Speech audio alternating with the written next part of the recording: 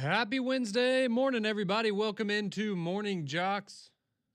And Damian Mitchell here with you for the next hour as we got some things to talk about this morning, Damian. We've got some news going on in the world of college basketball, but it's also it's a great day because, the last 2 days relax and you didn't have a whole lot. We've got Auburn back in action in the relax and you didn't have a whole lot. We've got Auburn back in action in the NIT. We've got the first official game, not opening day, as you and Saber pointed out yesterday. I guess it's technically not opening day, but you have the first game of the Major League Baseball season on Netflix, of all places.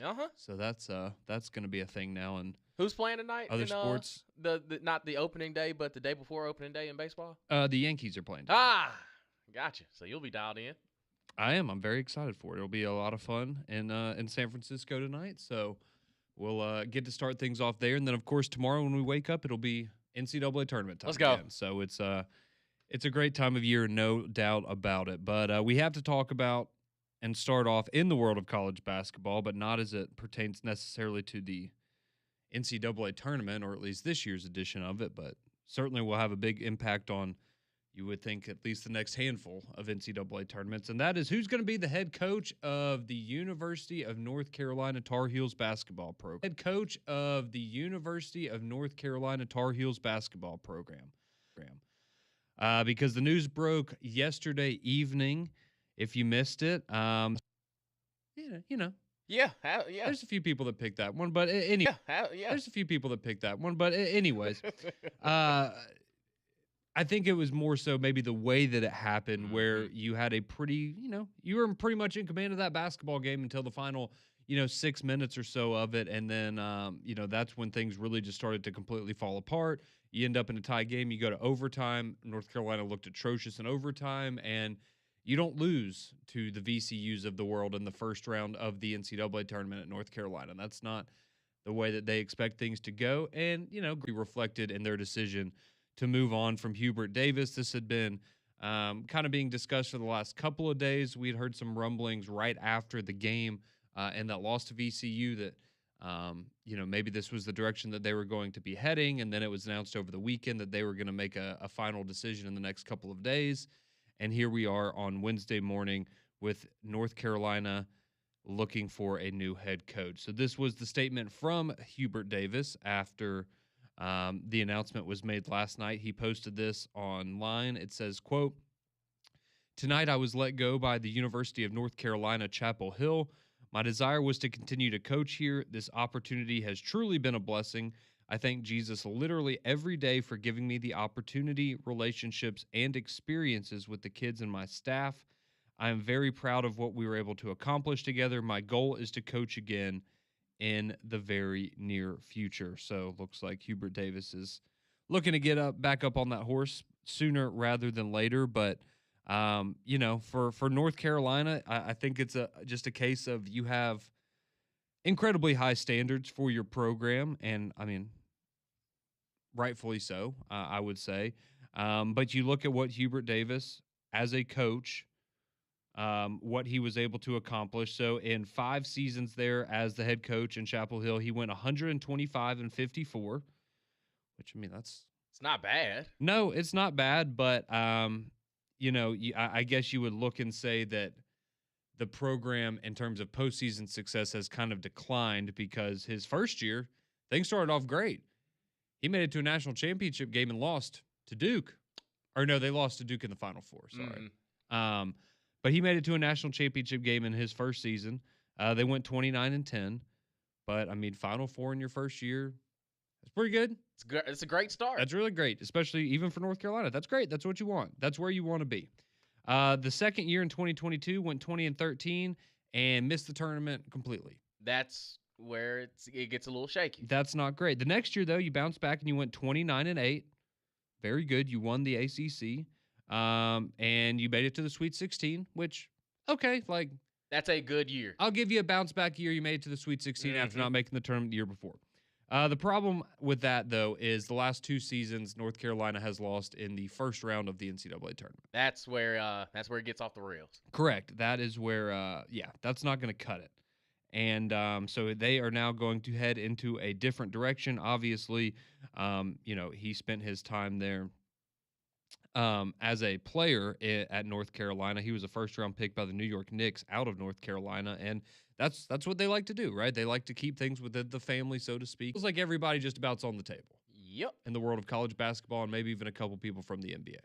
Yeah. I can imagine a few names, especially ties with the SEC.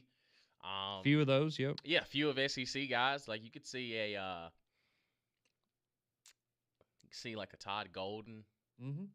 I think the way he's built at Florida is pretty good.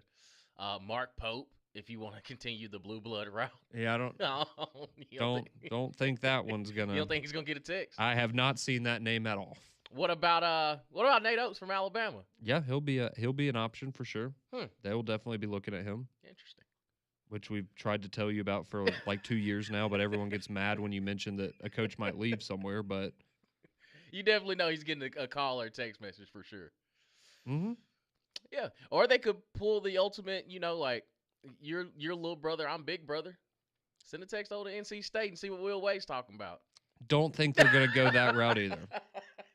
You don't think that? I do not think these are names that are actually no. No, but the thing is, it's one of the best jobs in America. There's no ands, ifs, or buts about it. Whoever they reach out to, I feel as though who's ever on the receiving end of those phone calls, those text messages, they're going to entertain and listen to whatever UNC has to say, because it's a job that is looked at in high regard, and rightfully so, man. The recipe speaks for themselves. It's a blue blood program. You know that you are going to be the focal point when it comes to anything athletics wise, because I mean football, they got Bill Belichick, which is when you look at the name on the paper, it looks great, but it doesn't seem as though when you look at the product on the field, it's doing the exact same thing. But no, I do think that North Carolina, whoever they hire, whoever they go after, especially now since they're kind of stepping outside of the family kind of speak, I'm interested to see where they could possibly go and who actually takes that job, because it's your expectation, like you said, is to be Elite Eight, Final Four conversation year after year after year. It doesn't matter who you have on the floor. You're expected to be one of the best programs. So it's going to be high standards, but I do think that whoever does get that call, best of luck to you. So here's 8 names, well 9 technically. One of them, he's not coming, but you're going to make the call anyways. But here's 9 names that I've seen from doing a lot of digging last night of names that will be at the top of the list for North Carolina and where you will start to see the conversation go first. So we will have a trio of guys from the SEC. You'll have Todd Golden. His name will be thrown out there. And the question, and I know it's been made clear that Florida is looking to sign him to a third new deal in 3 years, which that's normally a pretty good sign that you're doing a good job where you are. So the thing with Todd Golden is that his buyout is currently $16 million, but if North Carolina were to wait 3 weeks, it'll go down to $11 million. So that'll save you a little cheddar there. But obviously with Florida, won a national championship there. He's done a great job there. They seem very motivated to retain him and give him the resources that he needs. And so that's just a question of, are you just happy where you are, or, is it tempting to go and take on a new challenge at one of the most historic brands in college basketball? So Todd Golden, his name will be thrown out there. We talked about it, and we'll talk more about it, obviously, but Nate Oates is another one whose name is going to be out there. Did you think Nate Oates was a good fit at Alabama, coming from Buffalo, again, it's, do you win? Yep, facts. Then you're a good fit for North Carolina basketball. I think that's about as simple as it gets there. The other name from the SEC that I saw floating around a lot yesterday, and this one was kind of interesting, but Mark Byington at Vanderbilt. That was another one, which I know I think it was Tom Hart who was on 3-Man Front yesterday, and I was kind of listening to him talk about this was before the news broke, but just potential names and things like that. And I think the belief with Mark Byington is he's not going to be at the top of the list, but he's somebody that would be a candidate. But that maybe you would want to see a couple more years of success at Vanderbilt before a school like North Carolina came calling, but he's going to be, his name's going to be thrown out there as well. And obviously did a great job with Vanderbilt this year. And, if it wasn't for, one of the craziest misses, I guess you would say, in NCAA tournament history, which is weird to say on a 3/4 court shot, but, they'd still be playing right now. Yep. So, but they had a great year, made it to the SEC championship game nonetheless. Some of the other college names that will be thrown out there that are not from the SEC. The number one name that I saw was TJ Otzelberger, and that is the head coach at Iowa State. Okay. And another big part of that, and something that would be nice, is his buyout's only $4 million. Okay, they got that. Yeah, you can certainly make that one happen. But he's, done a great job at Iowa State. They're one of the, they're still alive in the NCAA tournament, so probably be a little while before. Well, I don't know. Maybe if Tennessee takes care of business, he'll be available in the next couple of days. But certainly one of the most well-respected coaches in the college basketball game, and somebody that's got a great track record there. And if you can do it at Iowa State, you can do it at North Carolina. Absolutely. I think we can agree on that one. Another one is going to be Tommy Lloyd at Arizona. Again, naturally the question is, why would you want to leave Arizona? You got a great situation there. Obviously, football is, they care about football, but basketball's kind of been their thing. Mm-hmm. So you're going to have the resources that you need there. Obviously, stepping in and taking over that program, and the whole Sean Miller thing. And he's done a great job since then. And they're, who's to say they're not going to win a national championship this year? So I find it hard to believe you would do that and then leave and go to North Carolina. But, that's going to be a name that's out there. But from what I saw, that was maybe the one in college that's you're going to make the phone call, but I wouldn't expect him to be interested in leaving Arizona. But you never know, so you do your due diligence. This one was interesting because I've seen this one a lot, and that's Dusty May at Michigan, who's been doing, obviously, a fantastic job. He took FAU to the Final Four a couple of years ago. Now he's got Michigan. Well, they're not. They're one game away from being done. So he'll be available on Friday night after Alabama takes care of business, I'm sure. But I've seen that name thrown around a lot, and you talk about a jump to the top, short amount of time. The last 5 years of his career, you take FAU to a Final Four. Now you're at Michigan looking to do the same thing, and then you could be the guy at North Carolina. That'd be pretty. Buddy. That'd be pretty remarkable. So that's another popular name. And then I saw Grant McCasland. He's the Texas Tech head coach. And I know after the last game they played, a lot of people, well, why would you want to hire him? He's got a good track record. He's done a good job the last 3 years at Texas Tech. And so we'll see how far his name goes in terms of consideration. So those are your 7 college guys that are, getting the most buzz right now as potential candidates for North Carolina. But how about 2 from the NBA real quick? One would be Billy Donovan. Yeah, if he wants to get back into it. Yeah, and he's the coach of the Chicago Bulls. Things aren't super peachy right now with the Bulls, and they're probably going through another rebuild phase, and they've been doing that for a while.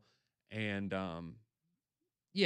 whether it's a mutual agreement or the Bulls just want to go in a different direction, maybe this is a good opportunity to get back into college, and he's had the opportunity to do so, and he has turned them down to stay in the NBA, but maybe the stars align at the right time, and Chicago's looking for a new face, and North Carolina's looking for a new face, and there you go. So that's another possible name. And then the final one, this is the one I said is not going to happen. If it did happen, though, talk about a grand slam hire. You make the phone call, you make them tell you no, but it's Brad Stevens.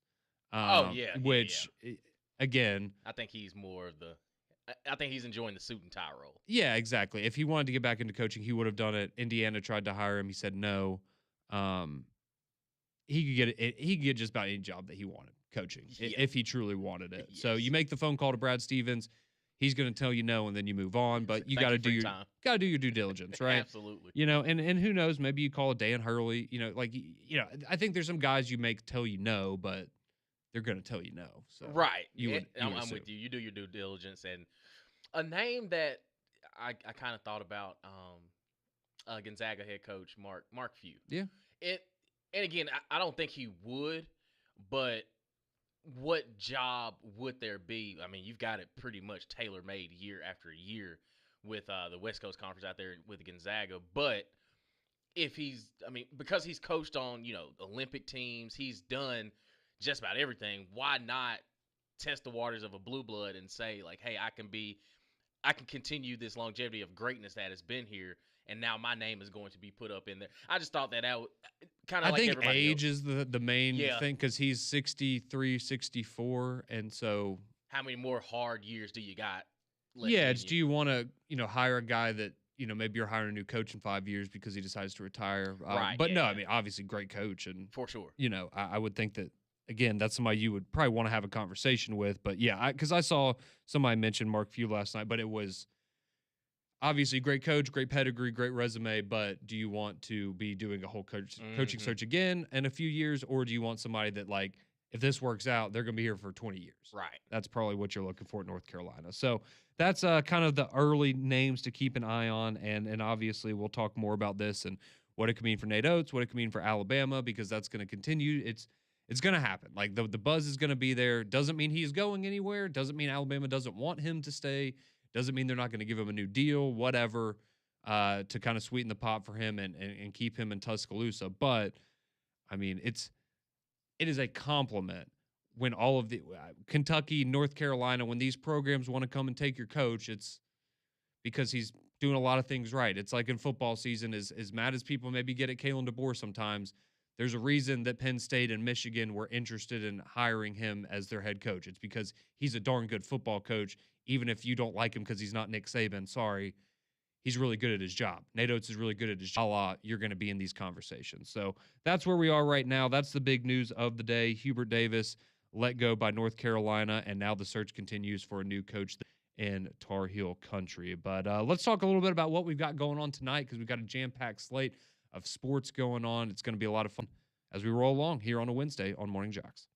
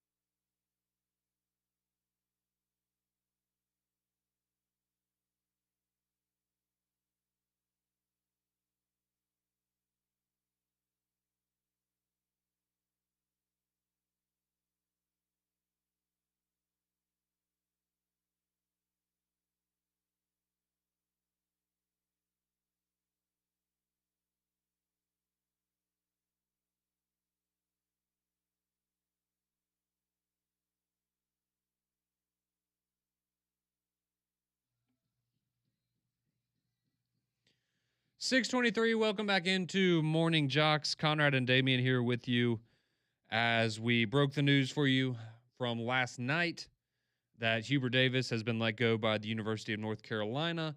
And so they're now going to be looking for a new basketball head coach.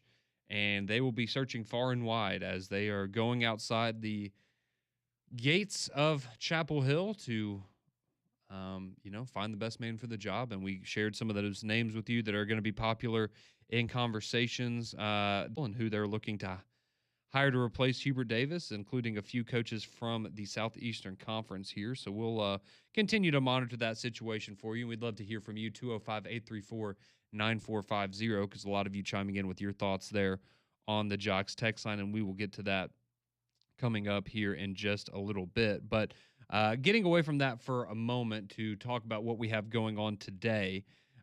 So you have Auburn. They're going to be back on the hardwood tonight as they are in the quarterfinals now of the NIT. So they're hosting Nevada tonight. That's going to be 8 o'clock. You can hear it here on Jocks. Again, they're at Neville Arena. So this will be the last home game, though, whether you win or lose, because if you lose, your season's over. If you win, you will be moving on to Indianapolis next week. That's where the semifinal rounds will be of the NIT. It'll be there at Hinkle Fieldhouse, which is Butler's arena. It's also where they filmed Hoosiers. So that's Okay. for what that's, fun little fun fact there to go along with it. But if Auburn does pull off the victory tonight over Nevada, I think they're probably going to handle their business again at Neville Arena. They should. Said that a lot this year, though. But, yeah, I think, in all honesty, I think they're going to move on. You're going to find themselves in the semifinal. I would be surprised if they didn't win the whole thing. They should win the whole thing, let's be honest. They should. They should win the whole thing. But if they do win tonight, they will play either Illinois State or Dayton. That will be next Thursday, April the 2nd, again there in Indianapolis. So, if you're an Auburn fan, last chance to get out there to Neville and pack it out and support the Tigers this season. And again, we can say what we want. Yes, it's disappointing that you didn't make the NCAA tournament, but the fact that you are taking the NIT seriously and you're getting the buy-in from everybody that's not Keyshawn Murphy, that's worth going out and supporting, in my opinion. So I'm sure it'll be a nice atmosphere there in Neville Arena tonight as they send off their Auburn Tigers, hopefully, to the semifinal round of the NIT. We also talked about a little bit at the beginning, but the first game of the Major League Baseball season is going to be tonight. And if you're looking around going, man, what channel is it going to be on? Not on a channel. It's going to be on Netflix. So we are doing that. But everyone has Netflix, right? Just about. I think just about. At Just this about. point, everyone has Netflix. But that's going to be a 7:05 first pitch tonight there. The game's going to take place in San Francisco. And it will be the Yankees and the Giants. So obviously, two of the bigger brands. And I'm very intrigued, and I think a lot of people are very intrigued because it will be the debut of Tony Vitello as the San Francisco Giants manager. So going to be interesting to see kind of, are we doing bat flips? Are we doing all the, have all that little swagger to them that the Vols had for the last handful of years under his guidance? And I'm interested to see because I do think, and like we see it in certain situations, and baseball's got some of the craziest, insane, most unwritten rules of just how to keep the game classy and stuff. But I do think, and you saw it in the World Baseball Classic, like when Bryce Harper hit that home run in the finals, like he threw that bat halfway across the dugout, and to me it showed the pure excitement of what makes. To me, you got to involve the game, and I think baseball, because it's been so slow paced. Like there's a lot of dead time, or it used to be a lot of dead time in between. Like you gotta create some sort of excitement. So when I look at especially for Tony Vitello coming from college to the MLB, like you're in the pros now. So how much do you allow? Is he going to be as fiery? Is he going to be as excited as he was? Because I don't think that you strip away what's gotten you or made you who you are, because again, but you're also not dealing with 20-year-olds. That too. So I'm interested to see kind of the dynamic of how that dugout is going to look, just for the future of the game, to be honest. And when you look at, I'll ask you this: like, what is your expectation for the New York Yankees this year? To make the World Series. Okay, all right. That's the expectation every year. Right, and I ain't mad at you. Got to set the bar high. Does it worry you how Aaron Judge performed in the World Baseball Classic as opposed to No, how the regular season could position? Oh, okay. I was just no. he didn't have a spring training. I mean, you only get probably one at bat every 3 weeks in the spring training situation anyway. But I didn't know if his performance in the World Baseball Classic, which was, or I should say, lack thereof performance, was going. You're acting like he went over. Now, if I'm a Mariners fan, yeah, I'm worried about Cal Raleigh, who straight up didn't get a single hit. Yeah, I might be a little concerned about that. No, I'm not. I'm not worried about Aaron Judge. He absolutely could have performed better in the World Baseball Classic. That's fine. So could every other player on the roster. Yeah, I mean, Gunnar Henderson did his thing. Yeah, he did. Yeah, fair. That's about it, though. Can't knock that. Yeah, that's about it. He was great. Skeens was great. Oh yeah, for sure. Like, well, well, he plays for the Pirates, so he's gonna be good. Yeah, they're gonna be just fine there. But I'm excited for the season. It'll be fun, and tomorrow everybody else will get to kick off their season. And I love Major League Baseball. I know we don't talk about it a lot here, but that was, I guess, as far as sports go, that was always my first love as a kid, was growing up watching baseball, and it's always a special time of year. What made you a Yankees fan? There's a couple things. So first off, I went to New York when I was like 5 years old and got to go and thought it was just awesome experience and all that. And then my dad was an Orioles fan, or he's always been an Orioles fan. And for some reason as a kid, I was like, I thought it'd be funny to be a fan of the team he hated the most. And so I paired that with the fact that I enjoyed my time in New York. And I went, I'll just be a Yankees fan. Okay. And around the time, because the first year I would say that I was like a big Yankees fan was 2004, which is like the worst year ever to be a Yankees fan, because that's when they lost to the Red Sox after being up 3-0 in the ALCS.